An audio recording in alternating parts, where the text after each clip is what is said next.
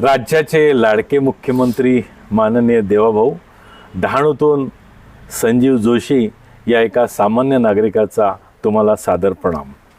मी आज तुमच्याकडे एक महत्त्वाचा विषय घेऊन आलेलो आहे। तुम्ही पहा याच्यात हस्तक्षेप काही करू शकता। तुमच्याकडून खूप अपेक्षा आहेत डहाणूकरांच्या। तर डहाणू रोड जनता सहकारी बँकेमध्ये तुमचे डहाणू नगराध्यक्ष पदाचे भाजपचे उमेदवार जे सध्याचे जिल्हाध्यक्ष आहेत यांनी एक घोटाळा केला होता। त्या घोटाळ्यामध्ये त्यांचे दिवंगत वडील माननीय बन्सराज सिंह राजपूत, त्यांचे वडील बंधू राम बहादूर यांना देखील त्यांनी फसवलं होतं आणि ते बिचारे माजी नगरसेवक आणि एक उत्तर भारतीय बांधवांमध्ये प्रभावशाली असं ते व्यक्तिमत्व होतं। पण या भरतसिंह राजपूत यांनी पूर्ण कुटुंबाला त्यामध्ये गुंतवलं आणि त्यांना हे पोलिसांचा ससेमिरा, अटक वगैरे ह्या सगळ्या गोष्टीला सामोरं जावं लागलं। त्यांना त्यांच्या अंतिम वयामध्ये किंवा त्यांच्या वयोवृद्धच्या कालावधीमध्ये त्यांना मनस्ताप सहन करावा लागला। आमच्याही त्यांना त्यांच्याविषयी सहानुभूती आहे। तेव्हा ह्या भरतसिंह राजपूत यांना जेलमध्ये जावं लागलं होतं कोट्यावधी रुपयाचा बँकेत घोटाळा केल्याप्रकरणी। अर्थात तेव्हा ते काँग्रेस राष्ट्रवादीत होते आणि त्या सत्ताधारी पक्षांचं त्यांना पूर्ण प्रोटेक्शन होतं। परंतु 2017 मध्ये जेव्हा डहाणू रोड जनता बँकेची निवडणूक आली तेव्हा या घोटाळ्याची किंमत म्हणून डहाणूकरांनी भरत राजपूत यांचं संपूर्ण पॅनलचं सफाया केलं, त्यांना पराभूत केलं। तोपर्यंत भरतसिंह राजपूत हे भाजपमध्ये आलेले होते, तरी सुद्धा लोकांनी त्यांना नाकारलं। आता त्यानंतर राजेश पारेख यांच्या नेतृत्वाखालील नवीन पॅनल अस्तित्वात आलं आणि त्यांनी बँकेची खूप चांगल्या पद्धतीने प्रगती केली। दुर्दैवाने दरम्यानच्या काळात दिवंगत राजेश पारेख जे बँकेचे त्या तत्कालीन चेअरमॅन आहेत त्यांचं निधन झालं आणि त्यानंतर त्यांची जी धुरा आहे ते मिहिर शाह हे सांभाळू लागले।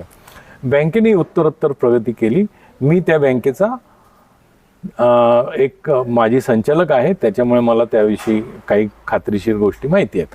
आता या पॅनलला पराभूत करता येत नाही हे पाहून भरतसिंह राजपूत यांनी मिहिर शाहना टार्गेट बनवायला सुरुवात केली आणि त्यासाठी मिहिर शाहचा जो एक मॉल आहे चंद्रा मॉल, तर तो मॉल त्याची उंची ही अधिकची आहे म्हणून अनधिकृत ठरवून तुमचा मॉल पाडू किंवा तुम्ही आम्हाला शरणी या, नाहीतर त्याच्याशिवाय पर्याय नाही। हे एकच कारण नव्हतं, दुसरं असं एक कारण आहे की आमच्याबरोबर त्यावेळी हा जो भ्रष्टाचार उघडकीस आणण्याचं काम केलं त्यात एक तुमच्या पटेलपाडामध्ये किरण पटेल नावाचे एक नगरसेवक पदाची निवडणूक लढवणारे कॅन्डिडेट आहेत, अर्थात ते भाजपच्या समोर उभे आहेत। ते सुद्धा हा भ्रष्टाचार काढण्यामध्ये सहभागी होते आमच्यासोबत। पुढे हे किरण पटेल आहेत यांनी भरतसिंह राजपूत यांच्या विरोधातला न्यायालयातला जो खटला आहे तो फास्ट ट्रॅकवर चालावा यासाठी प्रयत्न सुरू केले आणि ते मिहिर शाह यांचे घनिष्ठ मित्र असल्या कारणाने हा प्रकार थांबावा, दबाव निर्माण व्हावा म्हणून भरतसिंह राजपूत यांनी मिहिर शाह यांच्यावर एक मोठा दबाव निर्माण केला। मग मिहिर शाहनी त्यांच्यासमोर शरणागती पत्करली आणि मग भरतसिंह राजपूत यांनी त्यांच्या मॉलला त्यांना अभय दिलं, म्हणजे आता कुठलीही भाजपची यंत्रणा तुमच्या मागे लागणार नाही। आणि मग मिहिर शाह यांनी फास्ट ट्रॅकवर जे काही भरत शाह यांची सुनावणी व्हावी आणि त्यांना लवकर शिक्षा लागावी यासाठी जे प्रयत्न आहेत ते थांबवले।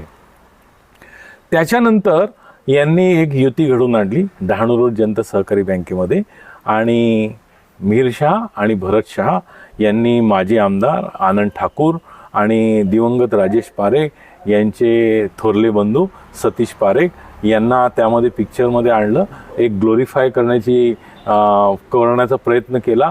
राजेश पारेख यांचा मुलगा याला सुद्धा त्या पॅनलमध्ये घेतलं आणि मग दोन गट एकत्र आले आणि लोकांना असं सांगितलं की सत्ता आणि विरोधी पक्ष यांनी हातात हात घालून डहाणूच्या प्रगती साधली पाहिजे, डहाणूचा विकास साधला पाहिजे म्हणून आम्ही एकत्र आलेलो आहोत।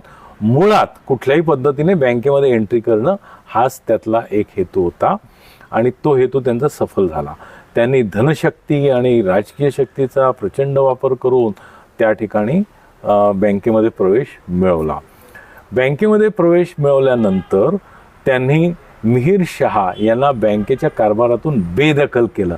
आज मिहिर शाह हे नाममात्र चेअरमॅन आहेत आणि सगळा कारभार हे भरत राजपूत चालवतात।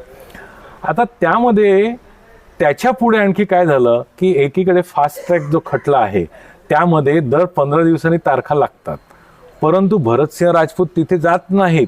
त्यांच्याबरोबर जे काही प्रामाणिक संचालक बळीचे बकरे बनले त्यांना रोज तारखेला त्या ठिकाणी जावं लागतं. तो खटला प्रलंबित आहे आणि माहिती नाही त्यांना शासन होईल किंवा नाही. आणि आता ते शासन होण्याची आणखी शक्यता का मावळली की डहाणू जनता सहकारी बँकेचे जेव्हा घोटाळा घडला तेव्हा जे CEO होते जयंत बारी, हे जयंत बारी हे त्या खटल्यात एक स्टार विटनेस आहेत आणि त्या स्टार विटनेसची पत्नी ही राष्ट्रवादी काँग्रेसकडून मागच्या वेळी नगरसेविका म्हणून निवडून आली होती. आणि आता भरतसिंह राजपूत यांनी जयंत बारींना सांगितलं तुमच्या पत्नीला भाजपमधून उभं राहावं लागेल. जयंत बारींना भाजपमधून पत्नीला उभं करावे लागले. बँकेच्या प्रचारामध्ये जयंत बारींना सांगितलं आमच्या प्रचारात सहभागी व्हावं लागेल, त्यांना सहभागी व्हावं लागले. मग आता आम्हाला एक प्रश्न असा पडतो की हा जेव्हा खटला सुनावणीला येईल तेव्हा हे जयंत बारी हे भरत राजपूत यांच्या घोटाळ्याच्या विरोधामध्ये साक्ष देतील का? किंवा जे स्टार साक्षीदार आहेत ते जर स्टार साक्षीदार फिरले तर न्याय होईल का? म्हणजे सामान्य लोकांनी घोटाळ्याच्या विरोधात लढायचं, भ्रष्टाचारी लोकांच्या लढायचं आणि मग हे भ्रष्टाचारी लोक घोटाळेबाज लोक तुमच्या पक्षात सामील होतील आणि तुम्ही त्यांना अभय द्याल आणि मग पुढे त्यांची निर्दोष सुटका होईल. काय करायचं सांगा मला. तर देवाभाऊ, तुम्ही राज्याचे मुख्यमंत्री आहात, तुम्ही गृहमंत्रीसुद्धा आहात, तुम्ही ह्या सर्व गोष्टीकडे जरूर लक्ष द्या. डहाणूची लाईफलाईन समजली जाणारी डहाणू रोड जनता सहकारी बँक आहे, ती टिकली पाहिजे. यासाठी तुम्ही जे काय करता येईल ते अवश्य करा. आणि तुम्हाला हेही सांगतो की भरतसिंह राजपूत यांच्या हातात सत्ता आल्यानंतर पहिलं त्यांनी काय केलं तर 1.5 कोटी रुपयाची वसुली एका थकीत कर्ज प्रकरणी आम्ही केली होती. सहकार खात्याला हाताला धरून 1.5 कोटी वसूल झालेले जी रक्कम आहे ते प्रकरण स्थगित केलं, ते पैसे परत दिले कर्जधारकाला, पुन्हा प्रकरण थकीतच ठेवलं आणि आता त्या कर्जधारकाची 75-80 लाखामध्ये एक रकमी तडजोड करून हा प्रश्न मिटवायचा. अशाने बँक पुढे जाईल का हो? डहाणूचा विकास होईल का हो? प्लीज देवाभाऊ लक्ष द्या या प्रकरणामध्ये.